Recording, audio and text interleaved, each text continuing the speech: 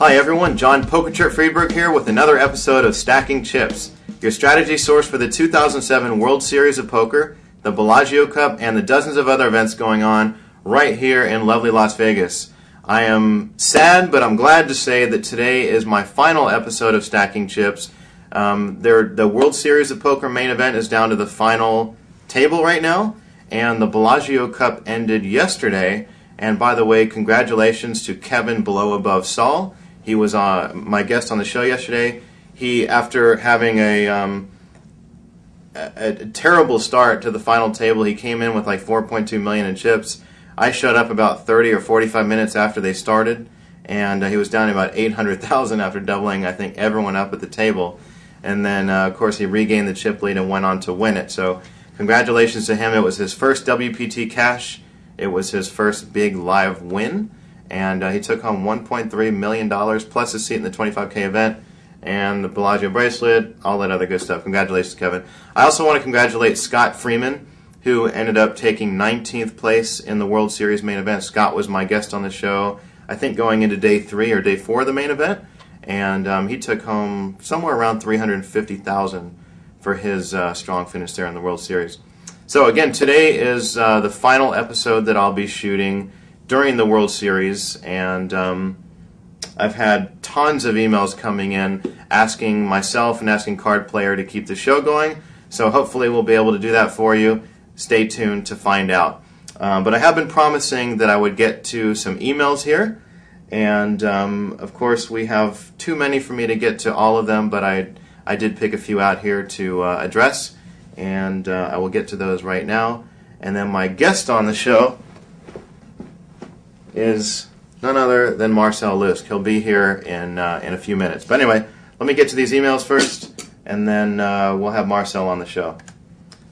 My first question comes from Kevin. Kevin writes, John, I'm a huge fan. I love poker and very rarely get to play at a casino because I live in Virginia. Your show has given me great insight into some of the subtleties of the game, so thanks. I'm writing because I want Card Player to continue to produce your show. It is the Card Player TV show that I watch every episode of. I haven't missed one yet. I'm a father of 2 young girls and don't always have time to watch poker shows on regular TV, so your show is the best source of poker strategy and current events. I love this medium, and it's a wonderful break from all of the print forms of information. All of this is just so you will personally know how much I appreciate your show and to ask Card Player to keep it on the air, especially if you ran the show in conjunction with WPT events. Thanks for all the wonderful guests you've had on the show. Any chance you'll have Gus or Huck on the show? From Kevin. Thank you, Kevin. I really appreciate it, as does Card Player, I'm sure. If the show continues, then yeah, I would definitely like to have either Gus or Huck, or perhaps both on the show one of these days. They're both certainly great players that would have a lot of valuable insight to share.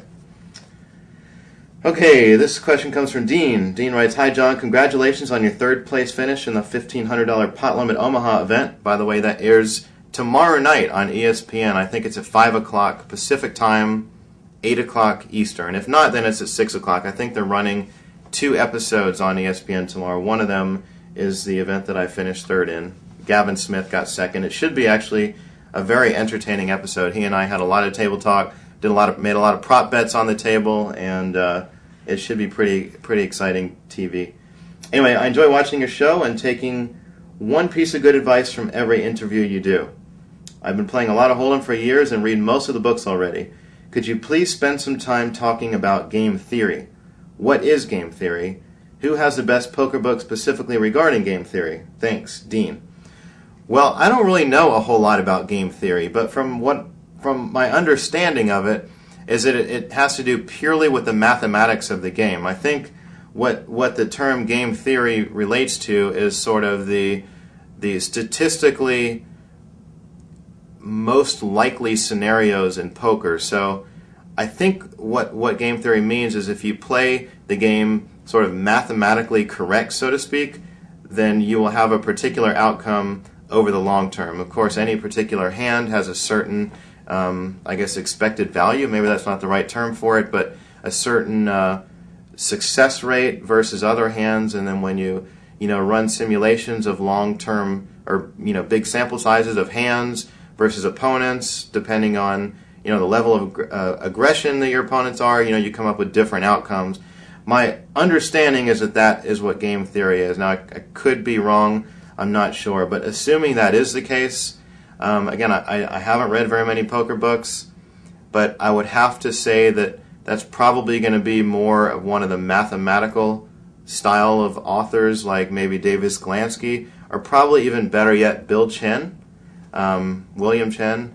Bill won 2 bracelets last year in 2006, and I know he's like a mathematical whiz, and from my understanding, he has a book out that has to do a lot with game theory. So again, I haven't read it. I can't say whether or not it was good or bad, but from my interaction with Bill, he's a very brilliant guy. He's obviously shown some remarkable results in poker, so I would probably check out that book.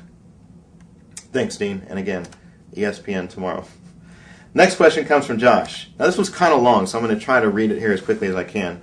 But he explains a hand situation and wants my advice on it. So, hey John, Josh from Louisiana here. I have a question about a hand I played in one of Foxwood's daily tournaments while I was at home in Connecticut. Just to give you an idea of the structure, every player started with 5,000 in chips, with blinds starting at 25.50 and 20-minute levels. So it's obviously a very short structure here. We were still in the first level of play, and I hadn't played a hand yet through 1.5 rounds of the button, waiting to get a decent read on the table and develop a tight image to exploit later on. On this particular hand, I was sitting in the 1 seat in the small blind. Action had folded around to the 6th seat, who made a large raise to 325, which happened to be the standard raise at this table up to this point. The 6th seat had been pretty active at the table, having raised 3 to 4 pots already at the table, showing down jacks and ace-queen on 2 separate occasions. It was then folded around to me as I looked down at pocket aces. Before acting, I took a glance over at the big blind and saw that he was getting ready to chuck his hand into the muck. So instead of making the re-raise, I decided to flat call and get heads up with the 6th seat without him having any real idea of the strength of my hand. The flop came down 10-8-6 rainbow, and I checked to the 6th seat hoping for a bet so I could check raise him. He overbet the pot, putting in a $1,000 chip. At this point, with the way he threw his chips in and his demeanor, I felt that he had an overpair to the board, either kings or queens, putting me in great position. I pushed and he beat me into the pot, turning over pocket tens. I failed to improve on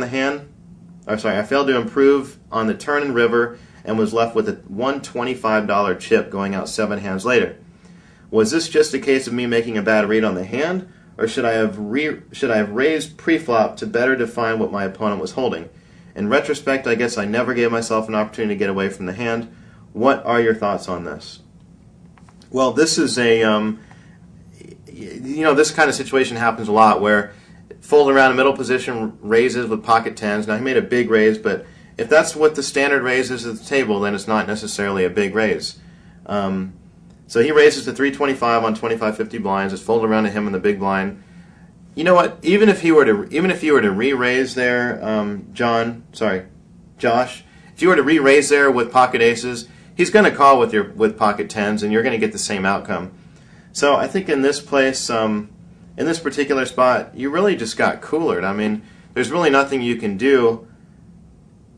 Typically, if someone flops top set, they're not just going to, and let's say if this table had more skilled players in it, and somebody raised with pocket tens, and the blind called with whatever he had, and the flop comes 10-8-6, and the blind checks to the raiser, and the raiser flopped a set. I think more often than not, the guy who flops top set is not going to make a big bet there. They're either going to make a small bet or they're going to check to try to let their opponent catch up, because I don't know why he would bet 1,000 here, because he certainly can't put you on aces or kings or queens, I wouldn't think, because you would have most likely re-raised.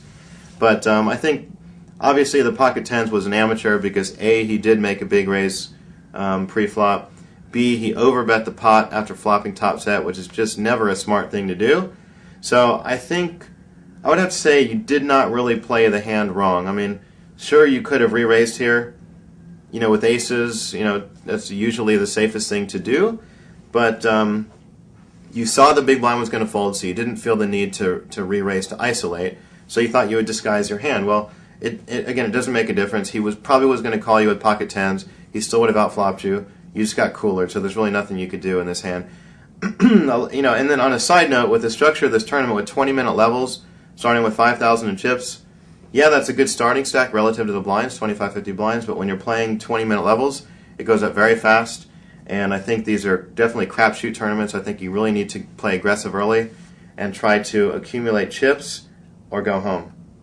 So, again, I don't think you did anything wrong here. I think you just got very unlucky, or UL, as they say online.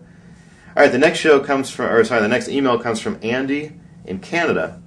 Andy writes, "Hi, John. I think your show is unique and great. I really hope Card Player keeps it going. Do you think that playing 3-6 limit hold'em at a live casino where the rake is $4 max, 10% can be profitable? Factoring in that a lot of 3-6 players will usually play a lot more hands, etc. Thanks," from Andy. Yes, I do think that 3-6 hold'em can be profitable with a $4 rake. In fact, I used to play that in Tucson, Arizona, when I was going to college like 600 years ago. But yeah, I used to play 3-6 limit. I used to make a lot of money at that game. And we actually had a $3 rake, but I don't think a $4 rake would make too much difference. You know, you see a lot of like $100, $150, even $200 pots in 3-6 hold'em because the play is so loose. You know, a lot of times you'll have 7, 8, 9-way action pre-flop. So in that case, yes, I think there's a huge overlay on the rake there. It's only $4. The average pot is probably, you know, I'm going to guess on a, you know, on a Friday or Saturday night or any, you know, weeknight when there's a lot of action in the game, probably you're going to get, you know, at least an $80 average pot. And I think with that said, a $4 max bet, or sorry, a $4 maximum rake is not so bad. I think you can definitely still profit in that game. All right, my next question comes from Teresa in Mountain Home, Idaho. Teresa writes, "John, thank you so much for contributing your knowledge of poker on your show Stacking Chips. It's been very insightful, and I feel that I've learned a great deal about the game. My question has to do with improving my game. I'm fairly new to poker, and I'm curious to hear your opinion on the best ways that I can improve.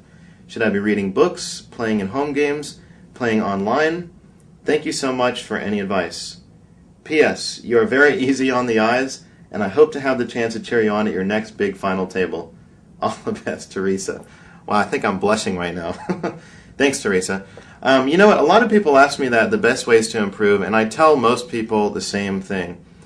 First of all, I think it's important, depending on how much of a beginner you are at the game, it's important to read books initially just to understand, you know, obviously the very, very basic fundamentals of the game. So you want to understand the blind structures, you want to understand what it means to be the button, you want to understand what it means to check raise, you want to understand you know, what hands you should be playing and in what position. When you first learn how to play poker, you typically want to play more of the sort of ABC style poker, and that really means not getting tricky at all, just playing your cards at face value. So, you know, for example, you know, a hand like King Jack in early position is a pretty weak hand, but in later position it becomes a little stronger, especially as it's folded to you. So you probably want to start out reading a couple of lower level books that give you an idea of the fundamentals of the game, and also the starting hands and the ranges of, you know, different betting, and so based on position, etc. As far as playing at home games, I don't think home games is a very good idea. You know, I think that you don't really get very good experience playing at home games because, first of all, maybe you get the experience of playing with chips and, you know, betting chips, but realistically you're playing with your friends and you're not learning how to read opponents because they're just your friends and you probably already know how to read them anyway. Maybe not in poker, but in life, like, you're already friends with them. So I don't think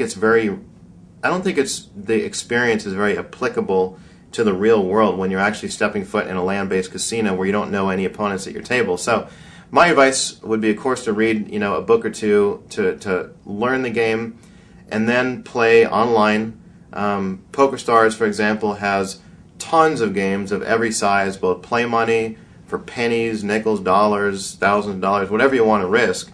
They have all the games that you're interested in playing, and you can play for either real money or play money. So playing online is good because you sort of learn how the game goes. You start to see sort of what hands tend to win, what hands tend to lose. You can get practice with betting and raising, and understanding how to size your bets in relation to the pot, understanding how to play against your competitors, start to be able to read your opponents, etc. And then I would probably go into a land-based casino, and with the fundamentals down and understanding how the game works and knowing how to play the game, then you can work on sort of your live game where you're actually playing against real people. And if you try to go into a real casino too early, and you're thinking about what beats what, you're thinking about what hands to play in what position, and you're thinking about trying to read your opponents, it's a little bit of an overload there, and it might be a little too stressful for you. So get comfortable with the game by reading some books, and then setting up an account at PokerStars and playing online, and then go into a casino and start playing against real people. And so I think that's my advice. There's no substitute for experience. You can read all the books in the world for all the advanced, all the advanced poker books in the world. It's not going to get you any better experience than actually playing. You really have to play. You have to pay your dues. You have to put in your time. And if you're a natural at the game, you'll learn the game faster. If not, then you won't. All right. So that was my last email question. We're going to have my guest come on the show now. Ladies and gentlemen, Marcel Luske. Marcel, thanks for coming on the show. Hi, nice to meet you. Glad to have you here. You're officially my last guest for Stacking Chips. We've been running shows every day throughout the World Series, and this is the last one, so congratulations. Last but thanks not for least, coming I on. hope. Of course, we saved the best for last. So how'd your World Series go this year? I was pleased in one way to cash actually 5 out of 10 tournaments, which is very good, I think. One bubble. But on the other hand, you want to win a bracelet, and every time I'm coming close, playing a final table, getting to the last few tables, and then getting hammered somehow. So it's a struggle, it's a disappointment. And I know what people go to when they get so close, and there's only one winner in the tournament, and they're so big in these days. So can I complain? No, it's beautiful to be in the poker world and to be recognized and well respected and see the development. But can I get it and give it a final touch? I'm struggling with it. Well, I think you said your best finish this year was a 4th place finish in the Omaha High-Low Split tournament. And you have 5 cashes out of 10 tournaments. I only had 2 out of about 22, so but maybe I wish I had 5. I hope. Well, actually, one of them was pretty big, yeah, that's good. Which covered all my buy-ins, thankfully. But what's it like for you? What's your assessment of how the poker landscape is changing with all of the new, younger players coming into the marketplace? A lot of these 21-year-olds coming in. How do you feel that the game has changed over the last few years?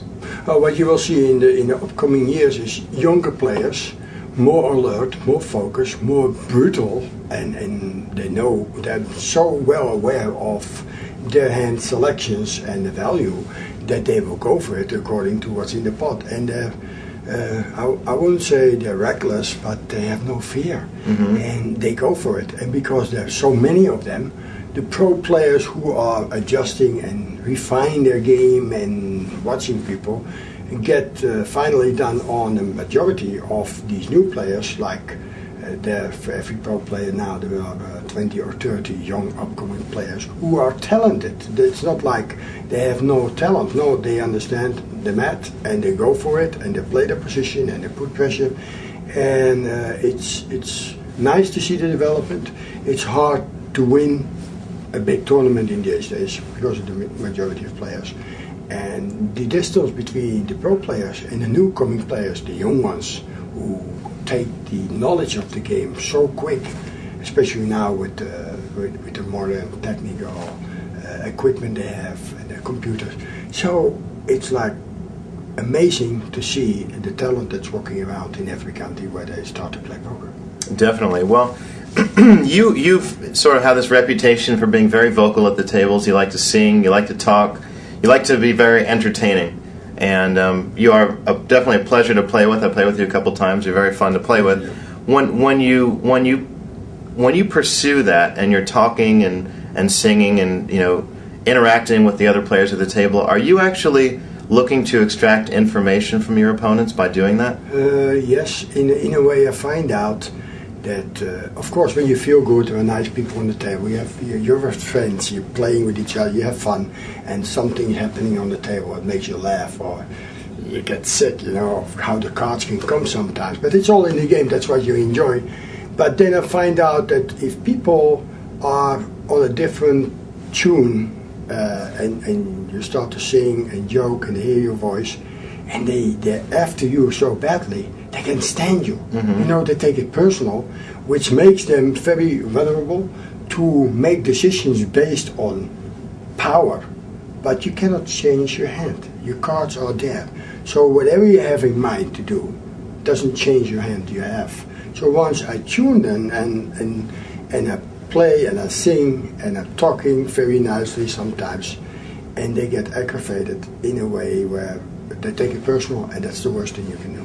So then they're ready to commit suicide in somehow, some way, and they want to bluff me, and they want to show me that they bluff me. And I know when they're on this edge, that it's most likely they're going to make a move. So then I change my hand selection, make sure that I can show a hand if the money goes in. And really, I will be, it happens that I really have found a big hand, and I do myself. Then I outsmart myself to put them there. But that's coincidentally, most of the time they don't have hand. So it does help to connect, watch people, observe them, talk with them, and then get a reaction out of them that makes me know where I stand exactly. Well, it would seem that some players might get annoyed with it, while other players might enjoy you being there. I know Kenna James was on my show earlier in the World Series, and he had told me about an interview one time where some people said that they actually didn't like to knock Kenna out of a tournament because they enjoyed him being at the table. So I would think the same would go for you, where sometimes, in a 10-person table where you're one of the 10, maybe 4 of the people might get annoyed, but 4 of the people might enjoy you being there and might not want to knock you out. So is it pretty easy for you to tell who wants you there and who doesn't, who's getting frustrated and who's not? It is easy for me once I'm in the table playing for an hour or something with different people. I talk with them, then I know exactly with the people how they feel. And then it's still a battle, but it is, as you say, some of the people, they just don't call the hand because they really don't want to knock me out. They enjoy playing with you, and it was really funny to understand that. And then you have other ones who are dying, and it's not that bad, like 4 out of 10, but once now and there, somebody is just, they don't like you. It's in life like you eat steak, I eat fish. It's just a combination of they're on a different zone. They don't like to sing. They want to play poker and get good hands and get it done. Some people always moan even when they're winning. So you have a certain selection of people, and these are the people who moan when they're winning as well, who don't like me singing because they cannot see you're happy. And I like to enjoy myself and the table. And if I see I disturb people, I will not sing. I will just go back.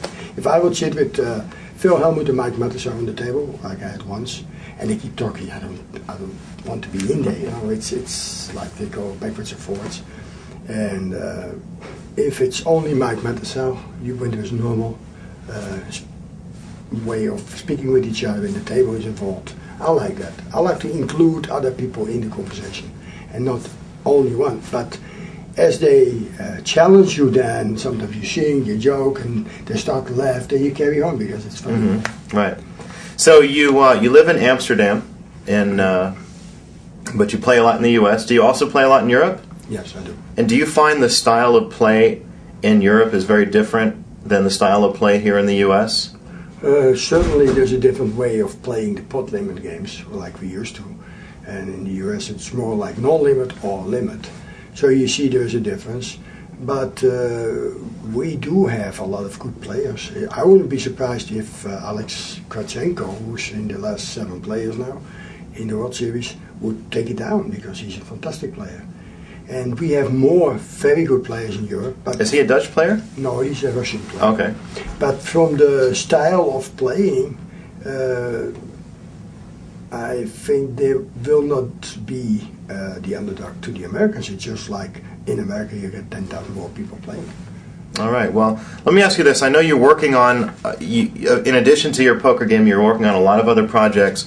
A couple of them that you've mentioned to me are FIDPA, and then of course Luske Poker, which looks like a instructional poker tool set here. So it is. Tell us a little bit about what some of the projects you're working on. Well, Luske Poker is just like the poker game for like baby poker, the first steps of poker.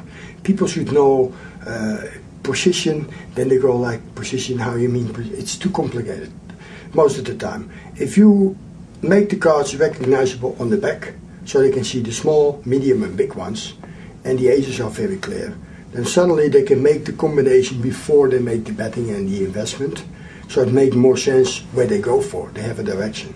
So I made the back of the cards visible for people to understand which color, how big, and then there's still a play in there that if you want to make a flush, yes or no, somebody might make a full house, you can adjust it and the investment is worth it. So to keep it simple as baby steps, being followed by the DVD, I explain how to try to get as far as possible in a tournament when you start your first tournament. It's not meant for the professional players, but it's just meant for people who are starting, to give them a base.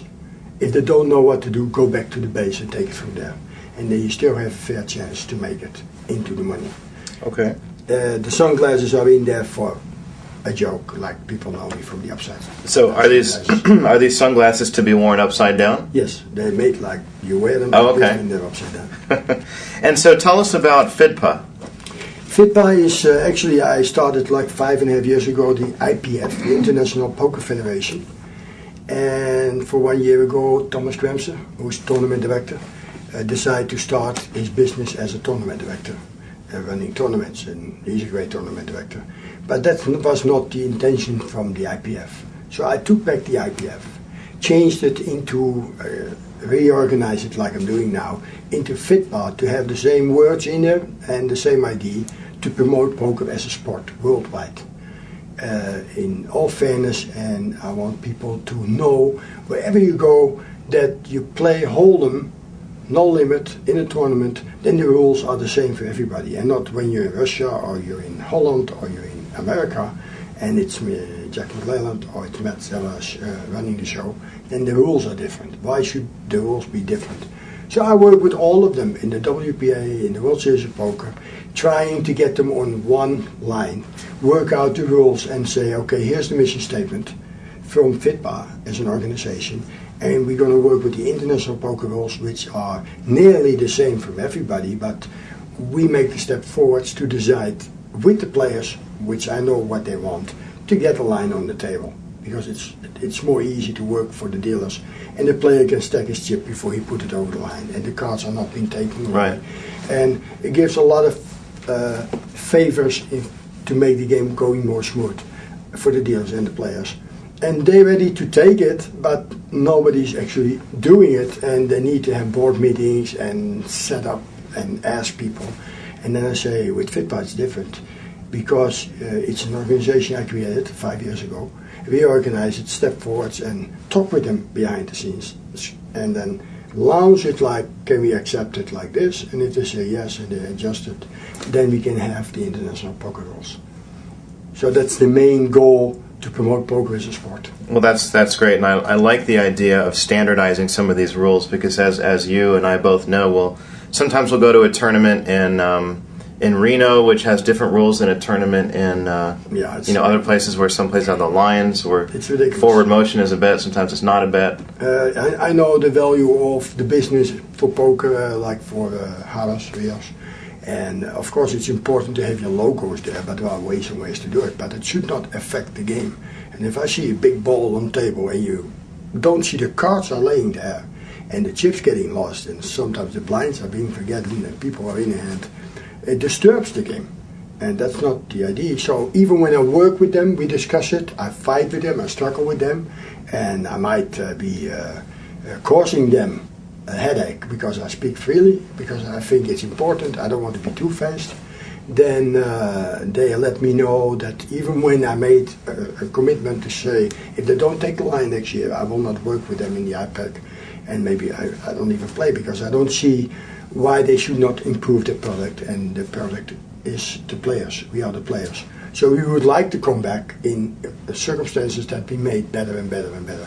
But they're trying hard, they're doing hard, they did a lot of stuff this year already. But it's never good enough. We like to fight to get it better all the time. And let's be honest, we pay for it. We are the people who enjoy the poker as a sport. To play the World Series, there should be the best and the biggest. So we should kick their butt to make it like that. I agree 100%, as do I think most or all other players. So what's your plan now for the next 12 months? Are we going to see you at the World Poker Tour events? I'm having an event in the Bahamas at the same time when they have an event, I think it's with PokerStars, and we have a ladies event there. I will do the World Series of Poker in London, and I will work from my office on different stuff from the FitPub because it's not coming out of the air. I have to work on different things and work with strategic partners to get things alive, because poker is entertainment. And if you're going to run the event, people expect to come and have a good time. When they get knocked out, they want to even have some action or a nice drink or a nice performance somehow.